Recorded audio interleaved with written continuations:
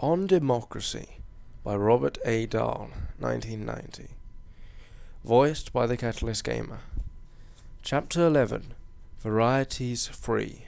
Parties and Electoral Systems. Probably no political institutions shape the political landscape of a democratic country more than its electoral system and its political parties, and none displays a greater variety. Indeed, the variations are so great that a citizen familiar only with his or her own country's electoral arrangements and party system may well find political landscape of another democratic country incomprehensible, or if understandable, unappealing. To a citizen of a country where only two major political parties contest elections, a country with a multiplicity of parties may look like a political chaos. To a citizen in a multi-party country, having only two political parties to choose from may look like a political straitjacket. If either were to examine the other country's political party system, they might find the differences even more confusing. How can we account for these variations? Are some electoral or party systems more democratic than others? Or better in other respects? Let's begin with the main variations in electoral systems. Electoral systems. Electoral systems vary without end. One reason they vary so much is that no electoral system can satisfy all the criteria by which you might reasonably wish to judge it. There are, as usual, trade-offs. If we choose one system, we achieve some values at the expense of others. Why so?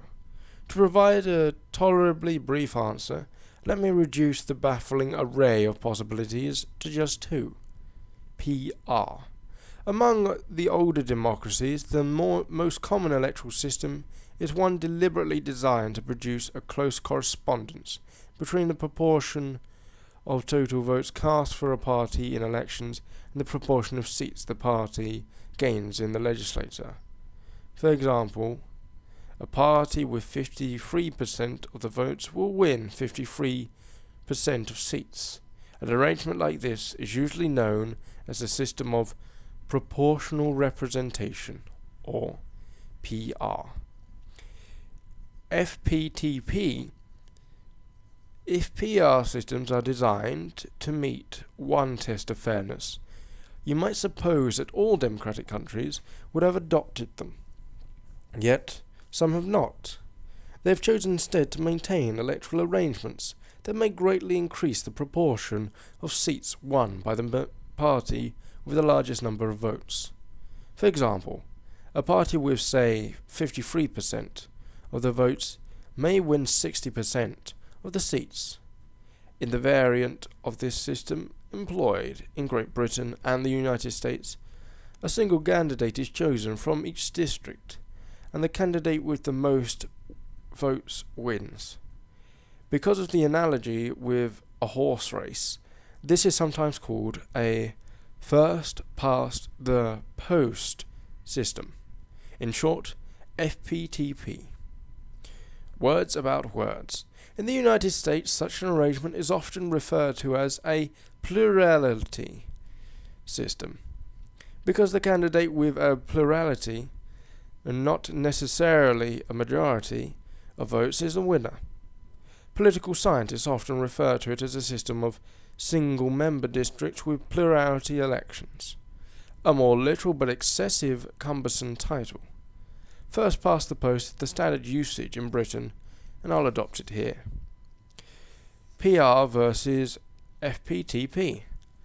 As I pointed out earlier, debate continues over the question of what kind of electoral system best satisfies the requirement that elections should be both free and fair.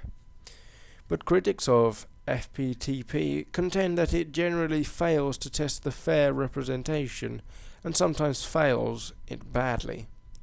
For example, in the British parliamentary elections of 1997, Labour Party gained 64% of the seats in Parliament, the largest majority in modern parliamentary history. Yet it did so by winning only 44% of the votes cast. The Conservative Party, with 31% of the votes, won just 25% of the seats, and the unfortunate Liberal Democrats, who were supported by 17% of the votes, ended up with only 7% of the seats. The candidates of other parties won a total of 7% of the votes and 4% of the seats. How do differences like these between the percentage of votes cast for a party and the percentage of the seats it wins come about? Imagine a tiny democratic system with only 1,000 members, who are divided among 10 equal districts, from each of which the voters elect just one representative to the legislative body. Suppose that in our little democracy, 510 voters, 51%, vote for the Blue Party, and 490, 49%, vote for the Purple Party. Now let us imagine, unlikely though it may be, that the support for each is perfectly uniform throughout our mini-democracy. Each of the 10 districts happens to gain 51 blue voters and 49 purple voters. How would the election turn out? The Blue Party wins in every district and then thus gains 100% of the seats, a majority in Parliament of 10-0. Table 2, Example 1. You'd expand the size of the system to include a whole country and greatly increase the number of districts. The result would remain the same. We can be reasonably certain that no democratic country would retain FPTP under these conditions. What prevents this bizarre, completely undemocratic outcome is that the party's support is not spread evenly across the country. In some districts, the Blues may have 65% of the votes, whereas in others they have only 40%, say, and the Purples have remained 60%. The districts, that is, vary around the national average. For a hypothetical illustration, see Table 2, Example 2. Table 2. Hypothetical illustrations of the first-past-the-post electoral system. There are 10 districts, each with 100 voters, divided between two parties, blue and purple, as shown. Example 1. Support for the parties is uniform. Example 1 basically shows 100% victories for the blue if they have 51 voters out of 100 in every single place. Example 2. Support for the parties is not uniform, shows with differing districts how a slight change in the number of voters in each district can alter the seats won, but blues still maintain a majority, despite of 6-4, despite the fact the votes being a difference of 4 people. It is obvious then that in order for FPTP to result in acceptably fair representation, party support must not be distributed evenly across the country. Conversely, the more evenly voting support is distributed, the greater divergence between the votes and seats will be. Thus, if a region differences decline in a country, as appears to have been the case in Britain in 1997, the distortion caused by FPTP grows. If that is so, then why don't democratic countries with FPTP systems switch to PR? For one thing, we can't ignore the heavy weight of history and tradition in countries like Britain and the United States, where this system has prevailed from the beginnings of a representative government. The United States provides a prime example. The American system of FPTP can result in depriving a substantial minority of African Americans of fair representation in state legislatures and the National House of Representatives. To make sure that African American voters can gain at least some representatives to their state legislature or Congress, legislators and judges have sometimes deliberately drawn district boundaries so as to form an area with an African American majority. The shape of resulting districts occasionally bears no relation to geography, economy, or history. Under a PR system, if African Americans chose to vote for African American candidates, they would be represented in proportion to their numbers. In a state where, say, 20% of the voters were black, they could be sure of filling about 20% of the seats with African Americans. if that were their choice. But, if this is so, why hasn't PR been adopted as a solution? Mainly because of hostility to PR is so widespread in the United States that neither legislators nor judges give it serious consideration as a possible alternative to racial gerrymandering. Words about words. Gerrymandering, or carving out electoral districts to obtain strictly political ends, is an old practice in the United States. It takes its name from Elbridge Gerry, or Jerry, whom we encountered earlier as a delegate to the American Constitutional Convention. Elected governors of Massachusetts in 1812, Jerry brought about a redrawing of the district boundaries for representatives to the state legislature that helped Democrats to maintain a majority. When someone noticed that one district bore the shape of a salamander, a critic remarked that it looked more like a gerrymander. The term gerrymander, including the verb form to gerrymander, subsequently entered into the American vocabulary. Historical prejudices in favor of FPTP are buttressed, however, by more reasonable arguments. In view of its supporters, the tendency of FPTP systems to amplify the legislative majority of the winning party has two desirable consequences. Two-party versus multi-party systems.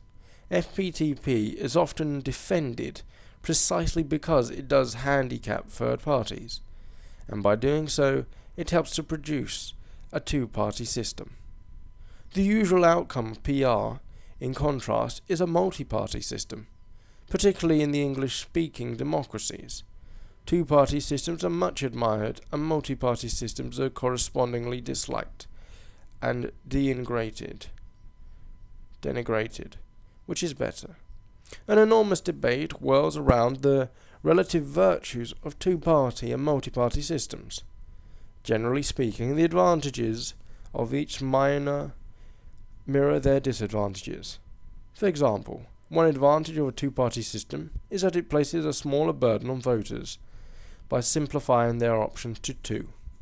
But, from the point of view of an advocate of PR, this drastic reduction of the alternatives available seriously impairs voters' freedom of choice.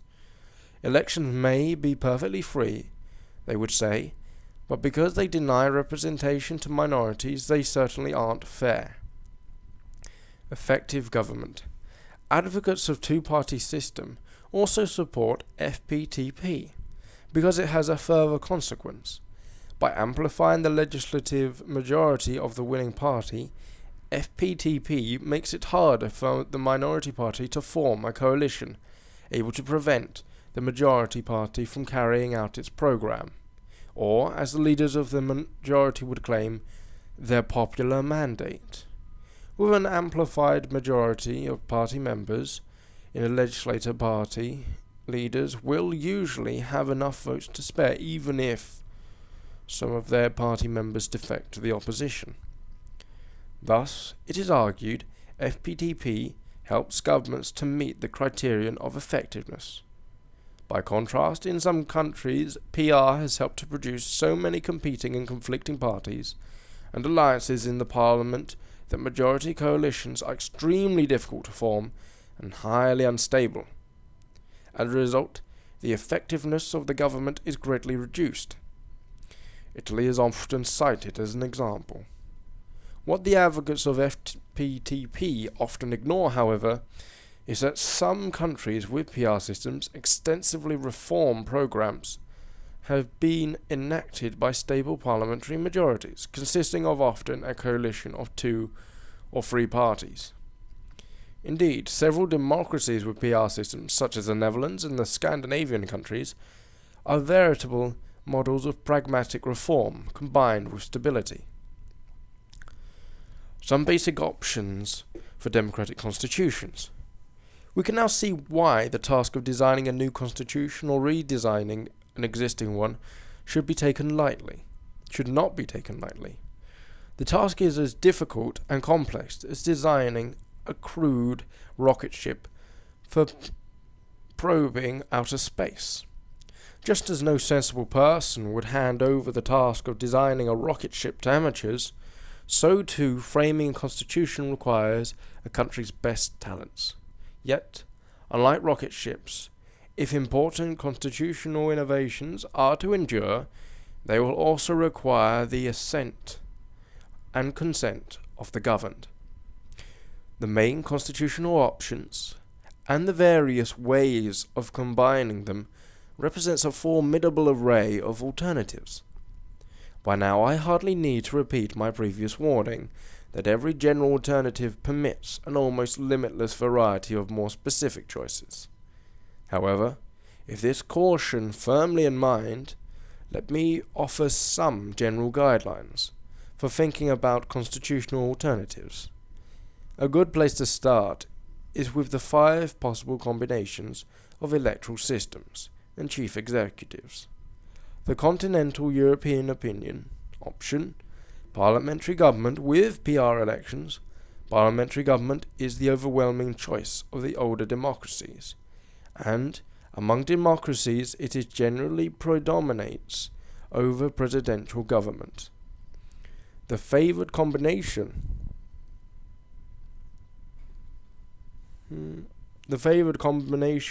among the older democracies, as we have seen, is a parliamentary system, in which members are elected by some system of PR. Because this combination is predominant in Europe, where the newer democracies have also followed the standard European path, I will call this combination of the continental European option. The British or Westminster option, parliamentary government with FPTP elections. Because of its origins and its prevalence in English-speaking democracies other than the United States, I call this the British option. It sometimes is also called the Westminster model, after the British seat of government. Only 4 of the older democracies have maintained this solution over a lengthy period. Not surprisingly, they are the United Kingdom, Canada, Australia, and New Zealand, which, however, abandoned it in 1993. The US option, presidential government with FPTP elections. Because the United States stands alone among the older democracies in employing this combination, we may call this the US option. A half-dozen newer democracies have also chosen this arrangement. The Latin American option, presidential government with PR elections. In this strong preference for presidential government, Latin American countries have followed the same constitutional path as the United States, but in their choice of electoral systems during the late 20th century, they generally followed the European practice. As a result, in the 15 Latin American countries where democratic institutions were more or less in place in the early 1990s, the basic constitutional pattern was a combination of presidential government and PR. So we might call this combination the Latin American option. It is striking that, with one exception, Costa Rica, none of the older democracies have opted for this combination. Although the older democracies are strongly predisposed to PR, as we have seen, they have overwhelmingly rejected presidential government. Costa Rica stands out as the exception, because Costa Rica, unlike every other country in Latin America, has been steadily democratic since about 1950. I count it among the older democracies. Unlike the others, however, it combines presidentialism with PR.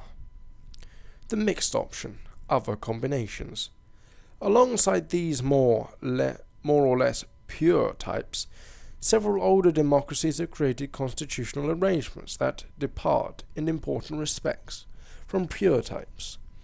They have done so in an effort to minimize the undesirable consequences of pure types while retaining their advantages. France, Germany, and Switzerland provide important illustrations of constitutional ingenuity. The Constitution of the French Fifth Republic provides for both an elected president with considerable power and a prime minister dependent on the parliament.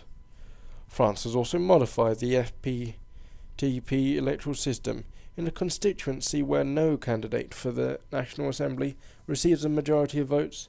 A second runoff election is held. In the runoff, any candidate who won more than 12.5% of the registered votes is the first voters the registered voters in the first election can compete. Small parties thus have a shot at winning a seat here. And there's the first round. But in the second round, they and their supporters may decide to throw in their lot with one of the two top candidates. In Germany, half of the members of the Bundestag are chosen in FPTP elections, and the other half by PR. Versions of the German solution have also been adopted in Italy and New Zealand. In order to adopt their political system to their diverse population, the Swiss have created a plural executive, consisting of 7 councillors elected by the parliament for 4 years.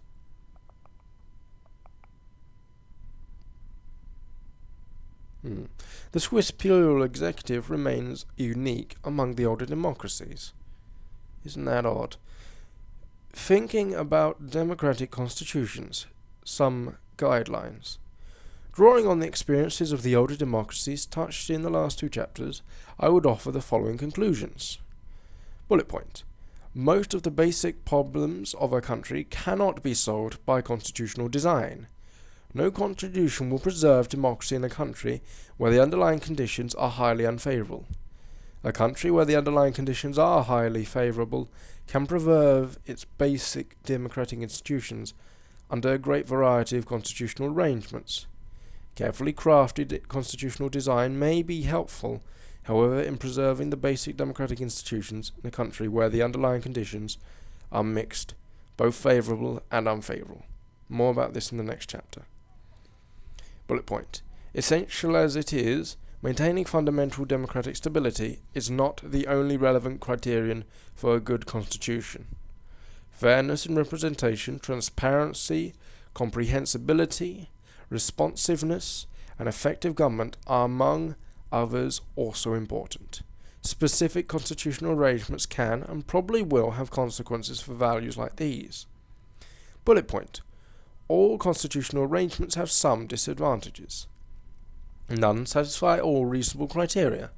From a democratic point of view, there is no perfect constitution. Moreover, the results of introducing or changing a constitution are both to be somewhat uncertain. Consequently, constitutional design or reform requires judgments about acceptable trade-offs among goals and the risks of uncertainties of change. Bullet point. Over 2 centuries, America seems to have developed a political culture, skills, and practices that enable their presidential Congress system with FPTP, federalism, and strong judicial review to function satisfactorily. But the American system is exceedingly complicated and will probably not work nearly as well as in any other country. In any case, it has not been widely copied. Probably it should not be. Some scholars contend that the Latin American combination of presidential government with PR has contributed to the breakdowns of democracy that have been so frequent among the republics of Central and South America. Although it is difficult to sort out the effects of constitutional form from the adverse conditions that were underlying causes of political polarization and crisis, democratic countries would probably be wise to avoid the Latin American option. Moved by his optimism about the French and American Revolution, Thomas Jefferson once asserted that a revolution about every generation would be a good thing. The romantic idea was shot down during the 20th century by the numerous revolutions that failed tragically, or pathetically, or worse, produced despotic regimes. Yet it might not be a bad idea if a democratic country, about once every 20 years or so, assembled a group of constitutional scholars, political leaders, and informed citizens to evaluate its constitution in light of not only its own experience, but also the rapidly expanding body of knowledge gained from the experiences of other democratic countries.